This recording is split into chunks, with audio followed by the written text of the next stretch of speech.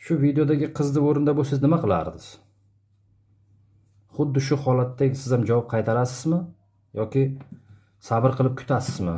To'xtang, o'zi javob qaytarishga jur'atingiz yetadimi? Hamma ham jur'at qila olmaydi. Xo'p, nima qilish kerak? Indamasangiz, sabr qilsangiz nima bor? Vaqtda javob qaytarsangiz nima bo'ladi? Nima deb o'ylaysiz? Kommentariyaga fikrlaringizni qoldiringlar. Nima qilish kerak shu holatda? Sog'lom inson bo'lsa nima ish qilish kerak?